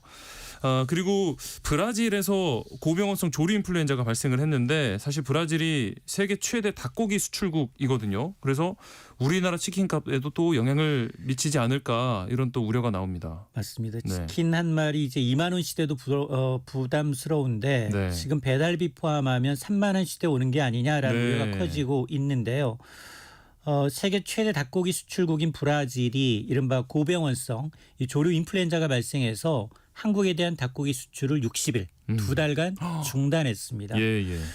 그런데 지금 브라질산 닭고기의 경우 우리가 이제 냉동 닭고기 수입량의 거의 한 90% 가까이를 브라질산에 의존하고 있거든요. 네. 특히 이러다 보니까 순살 치킨용으로 쓰이는 일부 이제 업소의 경우에는 상당히 좀 가격 인상 압박을 받고 있는데요. 물론 뭐 대형 프랜차이즈 치킨의 경우는 대부분 국내산 닭고기를 사용하고 있어서 네. 당분간 가격 인상은 없다라고 밝히고는 있습니다만 문제는 국내에서도 지금 닭 조류 인플루엔자가 발생했어요. 예. 그러다 보니까 정부가 지금 브라질산 닭고기 재고가 한 2달 정도 있고 또 태국과 같은 이제 다른 국가로의 이제 수입국 다변화를 하겠다라고 하고 있지만 그러나 국내에서까지 이제 조류 인플루엔자가 이제 발생하다 보니 아마 수급 대책에 지금 비상이 걸렸습니다. 네. 자, 저도 닭고기 참 좋아하는데 좀 걱정되는 마음이 크고요. 최근에 이 가상자산 시장에 대한 관심이 큽니다. 특히 뭐 미국 등의 관련 규제를 완화하면서 이 비트코인은 사상 최고가로 또 경신하고 있던데 그 영향인지 국내에서 가상자산에 투자하는 분들도 크게 증가를 해서 이제 거의 뭐 1,000만 명 정도 된다면서요? 그렇습니다. 네. 오늘 오전에 가상자산 비트코인이 사상 최고가를 갈아치웠어요. 네. 넉 달 만인데 아마 제 생각으로는 예. 지금 미국하고 그리고 유럽은 한밤중이에요. 아, 네네. 거래 대부분 한국 등 아시아에서 벌어지고 있는 것 같은데 네. 국내 가상자산 시가총액이 100조 원을 넘어섰고요. 네. 이용자도 중복을 포함하면 1,000만 명에 육박을 하고 있습니다. 네. 6개월 전과 비교하게 되면 2배 가까이 늘었어요. 6개월 만에. 그렇습니다. 예. 하루 평균 거래 규모도 지난해 상반기만 하더라도 한 6조 원대였는데 지금 올해는 한 7조 3천억 원대. 그러니까 22%가량 늘었는데요. 네. 누가 투자를 하고 있느냐. 가상자산 하세요? 저도 뭐 공부할 겸 해서 네. 예. 3, 40대랍니다. 아, 그렇군요. 네. 주요 투자층이 3, 40대인데 저였군요. 네. 남성 투자자가 전체 이용자의 3분의 2가량을 투자하고 있고요. 네. 대다수 이용자 가운데 대부분은 사실 50만 원 미만. 그러니까 네. 좀 소액을 투자하고 있는 게 맞는데 네. 근데 이제 1억 원 이상 보유자도 꽤 됩니다. 예. 비중이 2.3%로 지난해에 비해서 1%포인트 뛰었는데 네. 지난해 사실 미국 대선에서 트럼프 대통령 당선된 이후 자신이 가상자산 대통령을 자처했잖아요. 그렇죠. 그러다 보니 가상자산 시세가 이제 계속 오르다 보니 네. 아마 이제 국내 투자자들, 이용자들 굉장히 늘어난 게 아니냐라는 분석입니다. 네. 이렇게 좀 관심도 많고 직접 이렇게 투자하는 인원도 늘어나다 보니까 정치권에서 원화를 기반으로 하는 이 스테이블 코인 발행을 해야 된다 하고 있는데 구체적으로 좀 뭐 어떻게 한다는 얘기인가요? 맞습니다. 이제 원화 스테이블 코인이라는 게 뭐냐? 스테이블이란 말 자체가 네. 지금 사실 미국 달러화를 기준으로 한 이제 스테이블 코인이 있는데 이게 뭐냐? 원화와 1대1로 연동된 가치를 추구하는 가상 자산입니다. 예. 현재 국내에서는 명확한 제도나 이제 인가 체계가 마련되지 않아서 발행 자체가 허용되지 않고 있는데 네. 그런데 최근에 이제 민주당이 원화 기반의 스테이블 코인 도입을 추진하겠다라는 겁니다. 네. 특히 이제 이를 통해서 달러 패권에 대한 이제 도전을 좀 주장하고 있는데요. 네. 현재 대부분의 스테이블 코인은 이제 달러와 연당된 이제 테더라든가 서클과 같은 것들이 있는데 하지만 이제 원화 스테이블 코인에 대해서는 여러 가지 찬반 논란이 있습니다. 네. 구조적으로 좀 위험하다. 그리고 이제 담보도 좀 부족한 게 아니야. 우리가 이제 테나 루나 사태를 겪으면서 네. 이런 우려가 존재하고요. 특히나 이제 이준석 개혁신당 후보는 테라코인 사태를 거론하면서 가격 안정성의 이제 문제를 지적하고 있는데요. 네. 그러다 보니까 이제 통화 질서 교란이라든가 시장 리스크가 전이될 가능성이 있다라는 우려가 커지고 있는데 어쨌든 지금 원화 스테이블 코인 정책을 수립하기 위해선 정확한 목표 그리고 필요성 검토가 우선시돼야 되고 특히나 한국은행이 지금 중앙은행이 발행하는 디지털 화폐 네, 이른바 네. 이제 CBDC 발표와 이제 앞두고 있기 때문에 이와 연계해서 좀 함께 좀 그 거국적으로 전반적인 좀 검토가 좀 필요해 보입니다. 예. 자, 그리고 올 하반기부터는요. 7월부터 이 스트레스 DSR이라고 하죠. 수도권 주택담보대출 규제가 좀 한층 강화되면서 실수요자들 대출 한도가 대폭 좀 줄어들 걸로 보입니다. 맞습니다. 예. 이게 이번 이제 3단계 스트레스 DSR은 사실 수도권과 비수도권의 규제를 좀 차등 적용하겠다라는 거거든요. 네. 수도권이 워낙 과열돼 있기 때문에 주택 대출 한도를 줄이겠다라는 겁니다. 이게 2023년 1단계 그리고 네. 지난해부터 하반기부터 이제 2단계 적용돼서 최종 단계 3단계가 적용이 되는데 네. 변동금리를 받을 경우는 스트레스 금리를 더 줘서 올려서 대출 한도를 줄이는 건데요. 예를 들어서 연소득 1억 원이다. 네. 연소득 1억 원인 분이 기존에 지금 현재는 한 2단계에서는 한 6억 3천만 원까지 대출이 가능하지만 네. 그러나 3단계 하반기에 가면 한 5억 9천만 원까지 그러니까 한 3,300만 원, 한 예, 5%가량 줄어들게 됩니다. 네. 이렇게 되면 이제 이 신용대출도 마찬가지입니다. 금리와 만기에 따라 다르지만 신용대출 총합이 1억 원을 초과할 경우에는 스트레스 가산금리를 얹게 돼서 네. 차주별로는 100만 원에서 400만 원 정도 하반기에 이제 마이너스 통장 만들 때 한도가 좀 줄어들 수 있습니다. 네. 그래서 한마디로 이 얘기는 뭐냐. 실수요자들조차도 빚내서 수도권에서 집 사기는 좀 어렵다. 더 어려워지는 맞습니다. 거죠. 네. 고소득자를 제외하고 이미 뭐 이제 서울에서 집사하기 상당히 좀 어려워지는 게 아니냐, 오히려 양극화를 또 이제 부추기는 게 아니냐라는 우려도 있습니다. 예. 생활 경제 뉴스 오늘은 여기까지 하겠습니다. 지금까지 이인철 참 좋은 경제연구소 소장과 함께했습니다. 오늘 말씀 고맙습니다. 네, 고맙습니다. 네, 요즘 날이 더워지면서 초여름의 푸릇함도 진해지고 있는 시기인데요. 이런 풍경과 잘 어울리는 곡 준비했습니다. 잔나비의 초록을 거머쥔 우리는 함께 듣고요. 저는 라디오 상담소 우리 아이는 왜 코너로 돌아오겠습니다. 헤이 세무장, 네, 무엇을 도와드릴까요? 지금 가장 유용한 정보를 알 수 있는 라디오 프로그램 어디 없을까? 네, 지금 가장 유용한 정보를 제공하는 프로그램을 알려드릴게요. 정치, 경제, IT 소식부터 스포츠, 여행, 문화 소식까지 이 세상의 모든 정보를 귓가에 전해드리는 KBS 1라디오 세상의 모든 정보 어떠세요? 아, 세상의 모든 정보. 세상의 모든 정보 아나운서 임지웅입니다.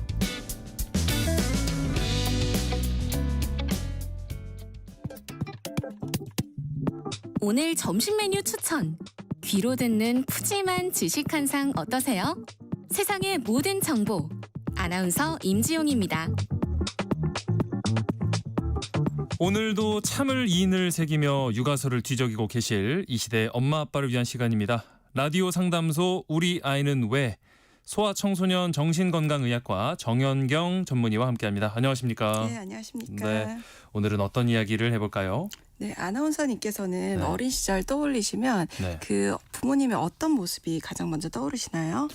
저희 부모님은 밖에서는 좀 엄하고 안에서는 친구 같은 부모님이었어요. 밖에서는 좀 뭔가 공공 예절, 뭐 예의 같은 걸 굉장히 중요시하시면서 엄하셨고 집에서는 잘 놀고 여행도 많이 가는 친구 같은 부모님이었어요. 너무 좋게만 얘기했을까요, 제가? 아니요, 굉장히 훌륭하시고 부럽습니다. 네. 저는 세대가 달라서 그런지 네. 그야말로 엄부자모, 아버지는 엄격하시고 어머니는 자애롭다라는 분위기 속에서 성장하였는데요. 네. 우리가 이제 어른으로 성장하면서 그리고 한 가정의 부모가 되면서 마음속에 그리게 되는 각자만의 양육 방식이 있습니다. 네. 내 아이만큼은 좀 믿어주고 있는 그대로 보아주고 가장 가까운 친구처럼 다정한 그런 모습 말이죠. 네. 그런데 막상 아이 키워보면요, 이를 현실에서 적용하는 것이 참 쉽지가 않습니다. 네, 그래서 맞습니다. 오늘은 이 부분에 대한 이야기를 해볼까 해요. 네, 이렇게 뭐 이상과 현실 사이에서 이 육아의 벽에 좌절하는 보호자들 참 많을 텐데 정연경 선생님께서 도움을 드릴 테니까요. 방송 들으시면서 궁금한 점 있으신 분들 문자 참여해 주시면 되겠습니다. 추첨을 통해서 모바일 커피 쿠폰 보내드리는데요. 참여하실 번호는 샵 9730번입니다. 짧은 문자는 50원, 긴 문자는 100원의 정보 이용료가 있고요. 또 콩 게시판이나 KBS 1라디오 유튜브 채널을 통해서도 무료로 참여하실 수 있습니다. 여러분의 많은 참여 부탁드리겠습니다. 저는 아직 뭐 자녀가 없지만 제 주변을 보면은 이 아이 훈육에 대해서 진짜 고민을 많이 하더라고요. 네, 그렇죠. 이것이 제일 어렵게 느껴지는 이유는요. 네. 내가 경험해보지 못하는 것을 내 아이한테 제공해 주는 데서 오는 딜레마이거든요. 네. 무슨 말이냐면 지금 부모 세대들은 가정에서고 학교에서고 또 학원에서도 소위 말해서 체벌이나 상명하복식의 엄격한 상하관계 속에 사회적 규칙이나 예의 범절을 배워나간 경우가 많습니다. 네네. 그리고 그런 교육 방식은 장점도 있었겠지만 폐해 역시 너무 컸죠. 네네. 그러다 보니 내 자식에게만큼은 그런 분위기 속에서 양육하고 싶지 않다라는 마음이 드는 것이 어쩌면 자연스러운 수순이었을 텐데요. 문제는 내가 꿈꾸는 이상적인 양육 방식을 내가 직접 경험해 본 바가 없으니까 도대체 그렇죠. 어떻게 해야 되는지 도무지 감이 잘 잡히지 않는다는 사실입니다. 네네. 그러다 보니 안 그래도 훈육이라는 건 참 어려운데 이와 같은 배경 속에서 더욱 어렵게 느껴지는 것이죠. 그러면 어떤 훈육법이 좀 필요하다고 보실까요? 네, 먼저 안전, 개인 위생 그리고 기본 생활 규칙 이 세 가지 영역은 네. 아이의 의견보다는 네. 부모만의 기준 제시와 이를 반드시 따르도록 하는 훈련이 필요합니다. 안전, 개인 위생, 기본 생활 규칙. 맞습니다. 네네네. 예, 통제는 원래 모든 사람에게 언제나 과도하다고 느껴집니다. 네네. 나이가 들고 나거나 내가 그 입장이 되고 나면 그때 그 통제가 참 시기적절했구나라고 느껴질지 몰라도 네. 당장 그 상황 속에서는 통제받는 거 좋아하는 사람 아무도 없어요. 없죠. 네, 아무도 없습니다. 네. 원래 통제는 언제나 불편하고 피하고 싶은 일입니다. 그러다 보니 이 불편한 통제라는 것을 눈에 넣어도 안 아플 소중한 내 자식, 나쁜 건 최대한 경험하지 않게끔 보호해주고 싶은데 아이에게 한다는 것이 절대로 내키지는 않을 텐데요. 네. 하지만 이제 연령에 따라 감당할 수 있는 제한의 수준이 있을지언정 개인 위생, 안전, 기본 생활 규칙에 관련한 것들은 무조건 지킬 수 있도록 교육해야만 합니다. 이 세 가지만큼은 분명하게 교육을 하고 제한을 해야 된다는 말씀이신데 맞습니다. 그러면 아직 뭔가 제대로 표현을 못하는 생후 6개월 정도나 뭐 돌즘 이런 아이들에게도 좀 단호한 이런 제한이 필요한 걸까요? 생후 6개월은요. 키워보시면 사실 제대로 앉아있지도 기어다니지도 못하는 어린 연령이기 때문에 네네. 뭔가 크게 잘못한 만한 일을 하지도 않을 뿐더러 네네. 만약에 이제 뭐 돌쟁이가 잘못된 행위를 한다고 하더라도 의도를 가지고 하는 수준은 못 됩니다. 그렇죠. 예, 네네. 예를 들어 생후 6개월짜리가 마구마구 우는 것이 부모를 괴롭히고자 해서 하는 행위는 아니라는 것이죠. 네. 따라서 이 시기에는 그저 아이의 욕구가 무엇인지 파악을 해서 이를 충분히 해결해 줌으로써 기본적 신뢰관계를 형성하는 것이 가장 중요합니다. 네. 아이들의 발달 속도가 서로 다르다 보니까 언제부터 제한 설정이 가능한지에 대해서도 서로 다른 편차는 개인별로 존재할 수는 있겠지만 네. 단순하게 보자면은요. 안 돼라는 말을 알아듣거나 네. 아니면 자기가 안 돼, 싫어, 아니라고 말하거나 아니면 고갯짓으로 의사 표현을 할 수 있는 수준 예. 그것이 보통 18개월 정도거든요. 네네. 이제 그때부터는 아주 초기지만 인과관계, 선후관계에 대한 이해가 가능하기 때문에 안 되는 행동들에 대한 제한과 좋은 행동에 대한 칭찬을 통해서 긍정적인 행동을 형성시켜 나가는 과정이 양육에 꼭 필요합니다. 뭐 자녀들의 성장 속도나 이런 과정에 따라서 좀 차등은 있겠지만 보통 18개월 정도. 네네. 그리고요 자녀 양육에 있어서 이 놀이 시간도 굉장히 중요하다고 들었거든요. 그래서 아이가 마음껏 좀 스트레스를 풀 수 있도록 이 놀이 시간에는 풀어두는 게 좋은 건지 아니면 놀 때도 어느 정도는 제한 설정이 필요한 건지도 궁금해요. 네, 우선 마음껏 스트레스를 푼다라는 의미부터 한번 짚고 넘어갔으면 좋겠는데요. 네. 스트레스라는 단어는 듣기만 해도 스트레스 받는 느낌이 드는 아주 피하고 싶은 존재이긴 합니다만 이 스트레스라는 것은 남녀노소 빈부격차에 관계없이 일상 도처에서 받게 되는 것입니다. 네. 절대로 피할 수만은 없어요. 네. 이 스트레스 원이 되는 요소들을 만약에 가능하다면 제거해 주는 것은 뭐 좋은 일이겠습니다. 예를 들어서 너무 밝은 전등빛, 크고 잦은 부부싸움, 뭐 지저분한 환경 이런 것들은 제거해 주는 것이 필요하겠지만요. 이런 것들은 제거가 필요한 것이지 이것으로 인해 받은 스트레스를 마음껏 뛰어놀고 소리 지르고 단 것 먹고 늘어지게 낮잠 자고 늦은 시간까지 핸드폰 보게 한다고 해서 해결되는 것은 아니거든요. 이 위에 열거할 수 있는 스트레스 요소 이외의 스트레스원들 예를 들면 나 피곤한데 일어나서 제 시간에 어린이집이나 학교를 등원하는 것, 하기 싫은데 학교 숙제하는 것, 귀찮은데 자기 전에 양치질 하는 것, 유튜브 보고 싶은 만큼 못 보는 것들로 인한 스트레스들은 뭐 스트레스이기는 할 수 있지만 그렇다고 자기 마음 내키는 대로 한다고 해서 될 일도 아니고 그런다고 한 애가 뭐 그런 걸 자기 마음대로 하는 애가 행복하고 평온한 정서를 가진 아이로 성장하는 것도 아닙니다. 우리 주변이나 TV에서 보게 되는 행동 조절 어려운 아이들, 음식 제한 없이 아무거나 먹고 늦게까지 게임하고 그런 아이들 표정 보면 행복하고 편안하게 보이지는 않거든요. 스트레스는 다 풀어야 되고 발산해야 되는 것이 아니고요. 그것을 조절하는 힘을 우리가 가르치고 키워나가게끔 도와줘야 되는 것이죠. 그러니까 제거를 해야 되는 건 스트레스가 아니라 스트레스 그 원인을 제거를 해야 된다는 게 중요한 거네요. 그러면은 이 아이가 좀 스트레스 조절을 하기 위해서 그 놀이 시간에도 결국에는 제한이 필요하다고 보시는 거겠네요.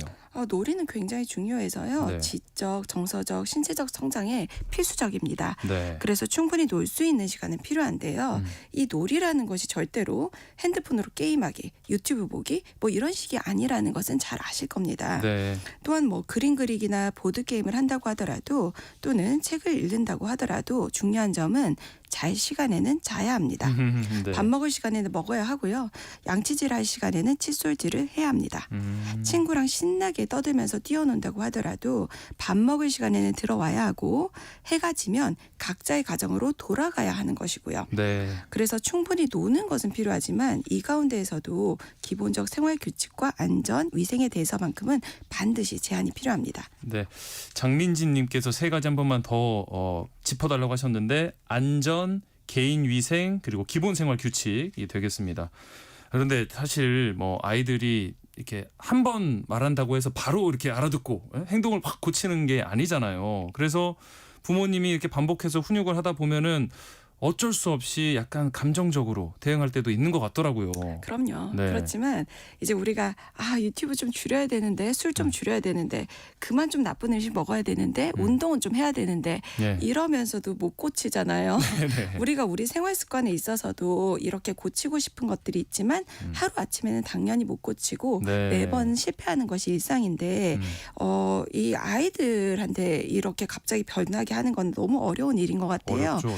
왜냐하면 아이들은 아직 전두엽이 미성숙해서 네. 계획 능력도 아니면 선후 맥락 파악도 아니면 참을성도 다 조금씩은 부족하고요. 네. 그리고 이것은 자신의 의지가 아니라 부모가 요구해서 행동 조절을 해야 되는 것이기 때문에 자신의 습관을 고치는 것은 참 아이들한테는 어려운 일일 것입니다. 네. 그런데 불구하고 우리는 자주 아이들에게 엄마 분명 말했지 지금 몇 번째 말해 이렇게 몇 번 만에 황골탈퇴를 해주기를 바라거든요. 네. 그렇기 때문에 우리는 마음을 좀 가라앉히고 현실적으로 얼마 만에 수정이 가능한 일일지 다시 한번 아이 입장에서 좀 고민을 해보셨으면 좋겠고요. 아이의 입장에서. 네네. 네, 그리고 따라야 될 지시가 너무 많으면 결국 못 따라요. 그렇죠. 네, 네. 그냥 안 지키란다 어차피 못 지킬 것 이런 마음의 자세가 되어버리거든요. 네. 그래서 꼭 필요한 지시만 조금 추려주세요. 그리고 명확하게 생활 루틴을 좀 잡아주십시오. 네. 예를 들어서 뭐 6시는 식사 시간, 9시는 취침 시간. 그리고 오늘은 기분이 좀 좋고 한 번 더 하고 싶거나 참 오늘 하루 종일 행동을 잘했지만 네. 일관되게 게임 시간은 하루 20분 이런 식으로 격돌처럼 단단한 생활 루틴을 만들어 주시면 아이와의 불필요한 논쟁 시간이 좀 줄어들고요. 예. 그러면 감정적으로 대응할 일도 좀 줄어들 수 있겠죠. 어떤 기준이나 선을 정확하게 정해놓고 그걸 단단하게 벽돌처럼 지키라는 말씀이시죠. 이 아이 그럼 훈육을 할 때 엄마랑 아빠가 조금 뭔가 역할을 나눠서 하는 게 좋을까요? 아니면 함께 하는 게 좋을까요? 네, 엄부자모라고 제가 아까도 말씀을 드렸는데 네네. 이전에는 그렇게 역할 분담을 하는 것이 미덕처럼 여겨졌는데 또 요즘에는 또 반대로 네. 업무자부처럼 네. 아버지는 아이들과 놀이 대상이 되고 맞아요, 엄마는 맞아요. 군기반장처럼 역할이 완전히 분담되는 경우들이 많아진 것 같아요. 네네. 그런데 아이 훈육에 있어서는 역할 분담보다는 부부간 일치된 제안과 지시가 무엇보다 중요합니다. 그러려면 훈육하기 이전에요. 네. 부부 간의 양육 가치관에 대해서 대화를 통한 협의의 과정이 끊임없이 필요해요. 네. 왜냐하면 아이들한테 제한되어지는 제한되어지는 범위는 네. 아이가 성장하면서 계속 바뀌어 나가야 되는 것이기 때문이죠. 네. 그리고 부부간 일치된 의견이 없어서 엄마는 허용해 주는데 아빠는 안 시켜주고 이러면 아이들은 규칙 이런 거 지키지 않아도 되는 것이라는 아주 잘못된 가치관을 정립하게 됩니다. 예. 그리고 허용해주지 않는 상황을 마치 부당하는 것처럼 오인하고요. 허용해주지 않는 부모를 원망하게 되곤 하죠. 네. 그리고 일치되지 않은 제안을 받아서 규칙에 대한 이런 존중을 배우지 못한 아이들은 어린이집이나 학교에서의 규칙 수용도 좀 어려워하는 경우들이 많아요. 네. 그런데 규칙 수용을 잘 하지 않는 아이들 있죠. 네. 이 특히 초등학생 정도까지의 어린 연령에서는 또래 집단 속에서 잘 어울리지를 못합니다. 예. 왜냐하면 사람들은 본능적으로 규칙 수용을 유연하게 잘 하는 친한 주변인들을 선호하는데 그 이유는 그런 사람들이 나한테 피해가 덜 가기 때문이거든요. 네. 그래서 가정에서부터 규칙을 잘 따르도록 교육하는 것은 아이들의 원만한 유년기 사회성에도 굉장히 중요합니다. 네. 밖에 나가서 기살리기 위해서 안에서 다 수용해줘야 되는 게 아니고요. 네, 네. 밖에 나가서 기살리는 아이들을 만들기 위해서 제한 수용을 가정에서부터 어릴 때부터 교육을 시켜야 되고 그러기 위해서는 부모의 일치된 양육관이 필요하겠고 그러기 위해서는 더 선행해서 부모의 양육 방식에 대한 충분한 대화가 먼저 필요하겠죠. 때로는 아이에게 조금 뭔가 미안한 마음이 들거나 할 수도 있겠지만 집 안에서 그런 걸 정확하게 해야 밖에서도 잘할 수 있다는 말씀이시죠. 맞습니다. 예. 오늘은 현실 육아 속 올바른 훈육법에 대해서 이야기를 나눠보고 있는데요. 관련해서 궁금한 점 있으신 분들 문자 보내주시면 소아청소년 정신건강의학과 정연경 전문의가 상담해 드리겠습니다. 자, 그러면 문자 받는 동안 노래 한 곡 듣고 오겠습니다. 제이레빗의 좋은 일이 있을 거야 들려드립니다. 네, 제이레빗의 좋은 일이 있을 거야 듣고 왔습니다. 우리 청취자 문자 살펴볼게요. 먼저 5944님, 손자가 26개월인데 잘 먹고 또 먹는 걸 좋아합니다. 그런데 먹을 걸 주지 않으면 한 30분가량을 그냥 운다고 하시는데 이럴 때 어떻게 대처해야 될까요? 네, 손자 양육하시는 할머님들 존경하고요. 대신 감사합니다. 이제 26개월이면 아까 18개월이 선후 관계의 초기 인식이 가능하다고 말씀을 드렸는데요. 네. 이 정도면 꽤 어떤 원인 때문에 결과가 일어난다는 것을 이해할 수가 있는 시기거든요. 예. 그래서 그 먹을 것을 하루에 총량을 좀 정해 놓으시고 아이한테 미리 보여주세요. 그래서 네.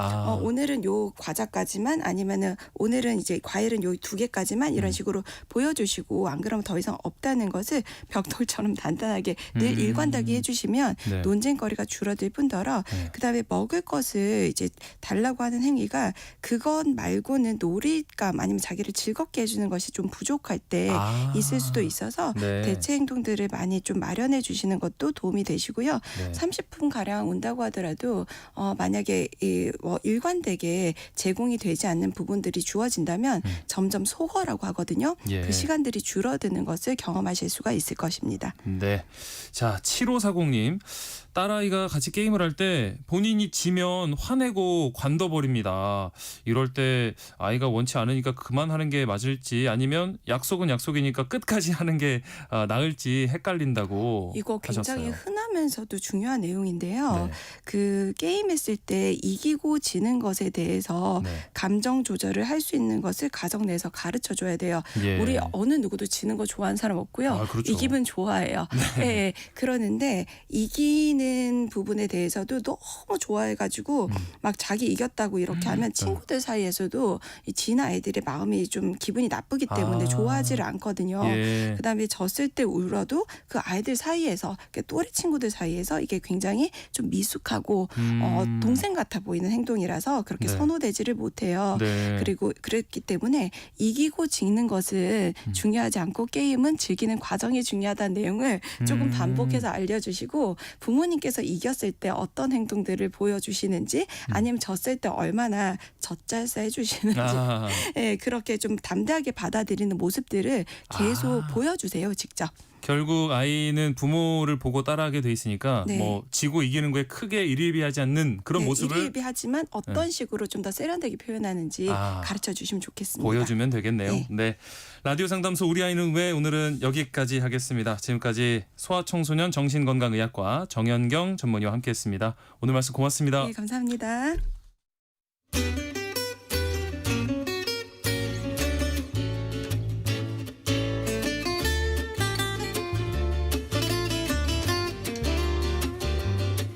매주 쏟아지는 신작 속에서 오늘은 어떤 영화를 볼지 고민되시나요? 영화와 OTT 명작을 소개하는 시간 라디오와 팝콘에서 여러분의 선택을 도와드리겠습니다. 최은영 영화평론가와 함께합니다. 어서 오십시오. 네, 안녕하세요. 오늘은 어떤 작품들을 골라오셨을까요? 네, 오늘 먼저 소개해드릴 OTT 시리즈는요. 지난 5월 16일 공개된 넷플릭스 오리지널 시리즈 탄금입니다. 네. 이어서 소개드릴 신작 영화는 미션 임파서블 시리즈 최신작이죠. 미션 임파서블 파이널 레코닝, 또 독특한 소재 일본 영화 해피엔드, 또 동명 애니메이션의 실사판 영화 릴로 앤 스티치입니다. 네.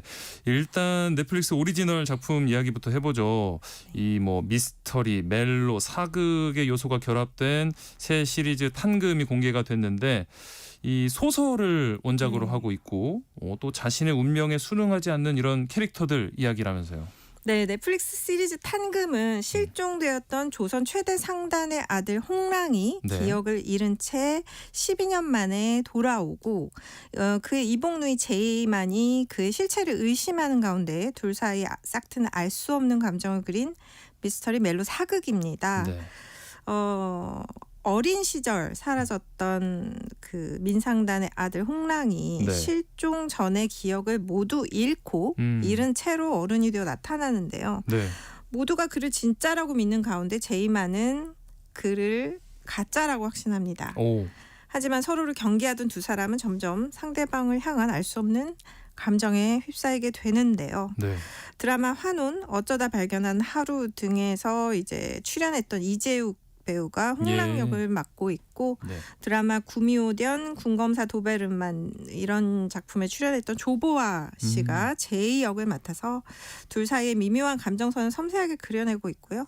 여기에 정가람, 엄지원, 박병은, 김재욱이 합류해서 극의 깊이를 더해주고 있습니다. 네. 넷플릭스 시리즈 종이의 집 공동경제구역 드라마 손더게스트를 연출한 김홍성 감독이 연출을 맡았고요. 네. 이 작품은 미스터리한 사건들이 연속적으로 일어나는 가운데 피어나는 멜로 서사로 복합적인 장르 매력을 선사합니다. 예. 이게 이 작품이 공개하기 전부터 꽤 폭발적인 네. 반응을 일으켰어요. 예, 원작 소설이 워낙 좋았기 때문에 네. 굉장한 기대가 있었고요. 컨슈머 인사이트가 발표한 5월 2주차 OTT K 오리지널 콘텐츠 시청자 평가 리포트에 따르면 네. 이 작품은 2주 연속 인지율 19%, 시청 의향률 11%를 기록하면서 당시 공개 예정작 중에서는 1위에 올랐었어요. 예. 독창적인 세계관과 감정선, 캐릭터 간의 긴장감, 탄탄한 배우진 이런 여러 요소가 맞물리면서 사전 기대를 끌어올렸다는 분석이 뒤따랐습니다. 네.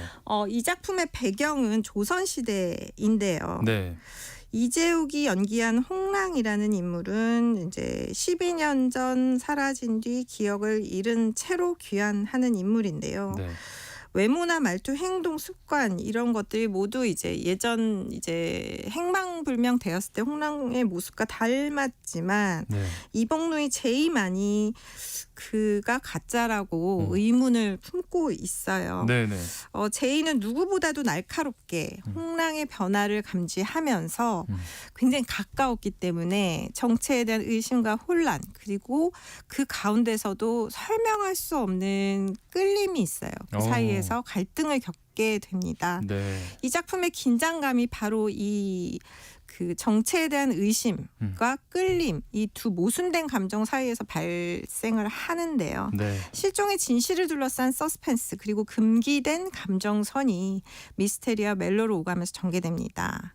이재욱은 극중 홍랑이 지닌 불안과 비밀, 감정의 동요를 섬세하게 연기하고 있으면서 그 서늘하면서도 애틋한 인물을 잘 그려내고 있고요. 예. 조보아는 혼란과 거부 그리고 이끌림 사이에서 흔들리는 제이의 내면을 깊이 있게 표현했습니다. 네. 여기에 정가람, 엄지원, 박병은, 김재욱 등 연기 내공이 탄탄한 조연진이 가세해서 그게 밀도를 높였습니다.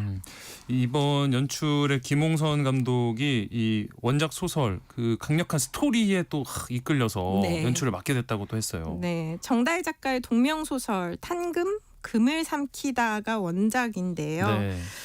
이 원작이 지닌 문학적 깊이와 상징성을 바탕으로 드라마는 기억과 진실, 금지된 관계라는 복합적 테마를 전면에 내세웠습니다. 예. 김홍성 감독은 이 작품이 그리움을 주제로 하는 작품이다. 그리움이 사무치다 보면 그 마음이 원망이 되기도 하고 원한이 되기도 하고 사랑이 되기도 하는데 그런 복합적인 감정을 담아냈다. 이렇게 말하기도 했고요. 예. 또한 그 탄금을 통해서 세계의 우리 것의 아름다움을 보여줘야 한다는 또 의무감도 있었다고 해요. 네. 그래서 작품 제작 과정에서 그 한복에 대해서 굉장히 최대한 고증을 많이 하려고 노력을 해서 네. 원단의 소재, 질감에 신경 쓰면서 기본에 충실한 사극을 만들었다라고 합니다. 예. 이 드라마는 단순히 멜로 사극을 넘어선 복합 장르물이라고 할 수 있을 텐데요. 네.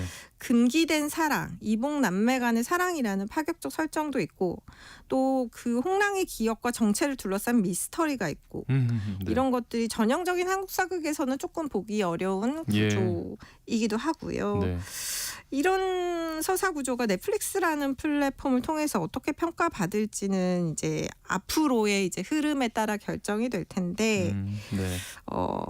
사실은 기대가 높았던 만큼 공개 직후에는 호불호도 굉장히 뚜렷한 작품이기도 해요. 네네네. 그래서 최종적으로 어떻게 이제 결과가 나올지는 귀추가 주목됩니다. 예. 자, 그럼 이번에는 크리스토퍼 맥쿼리 감독의 영화를 한번 보겠습니다. 톰 크루즈 그리고 그를 대표하는 캐릭터 에단 헌트가 돌아왔습니다. 그렇습니다.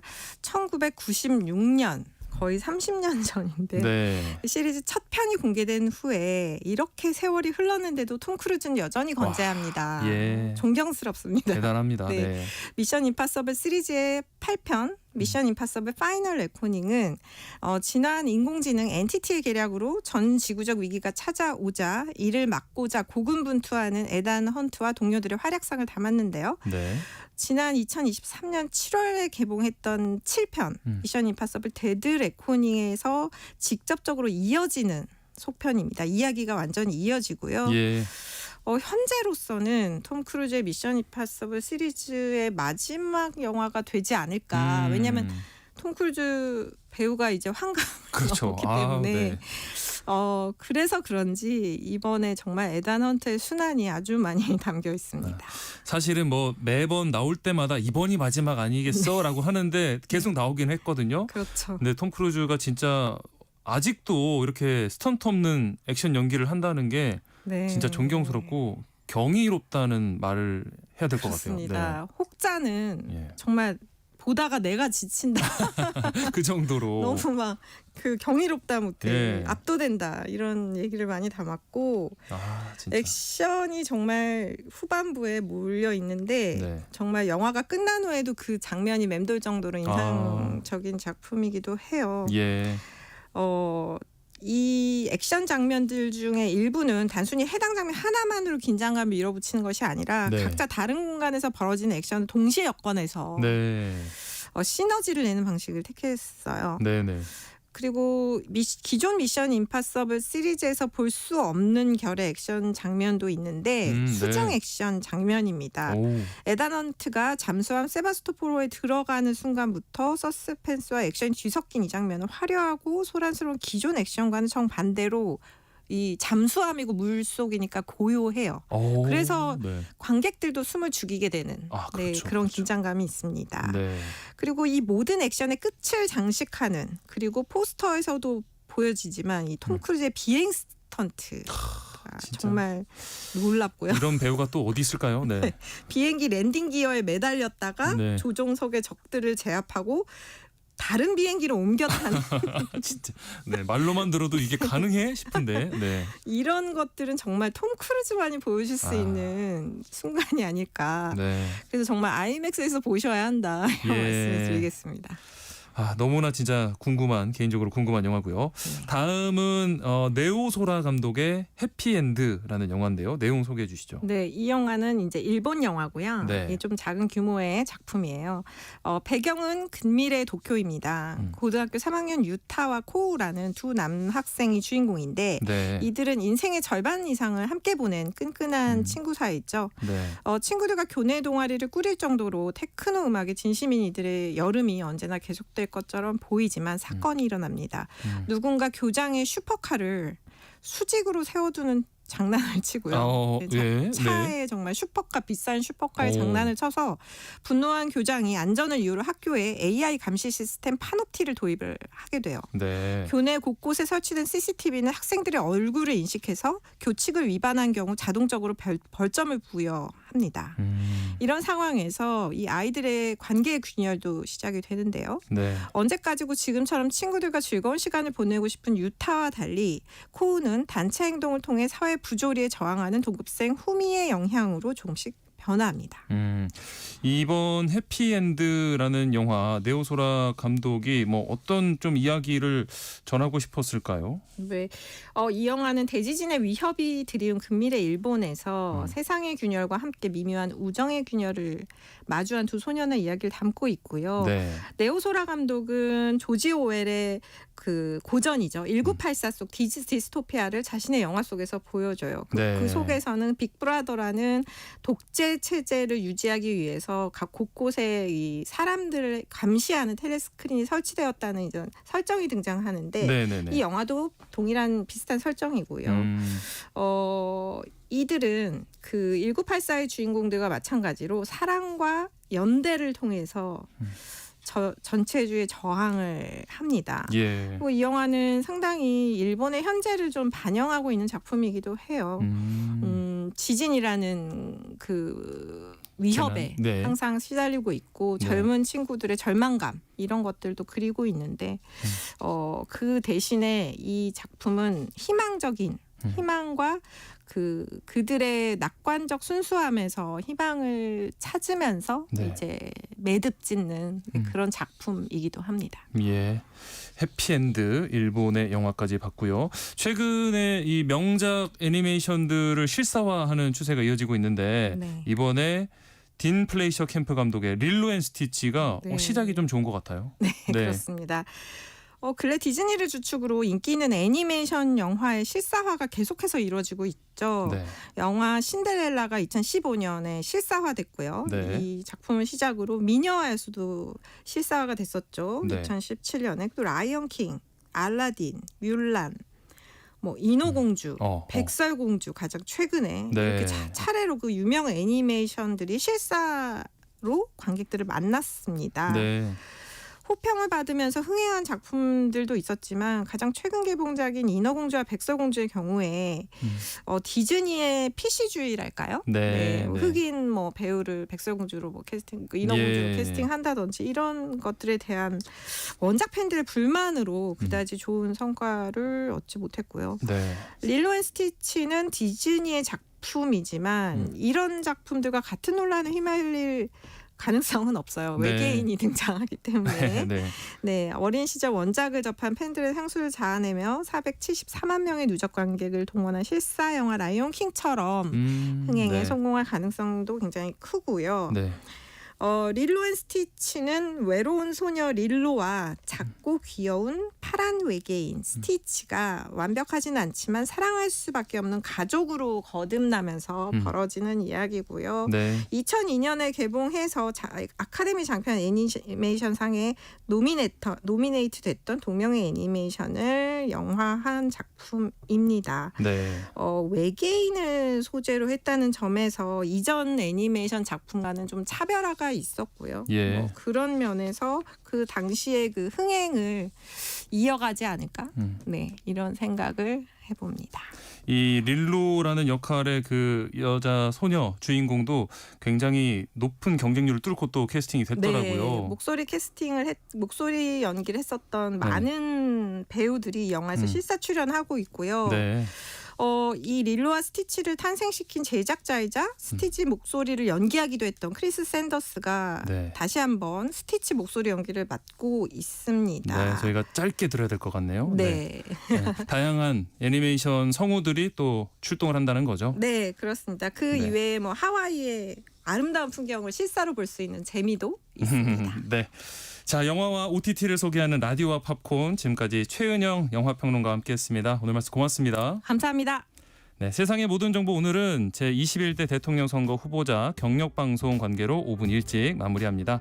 모바일 쿠폰 당첨자는 홈페이지 공지사항에서 확인하실 수 있고요. 저는 내일 다시 찾아뵙겠습니다. 행복한 오후 보내세요. 지금까지 아나운서 임지웅이었습니다. 고맙습니다.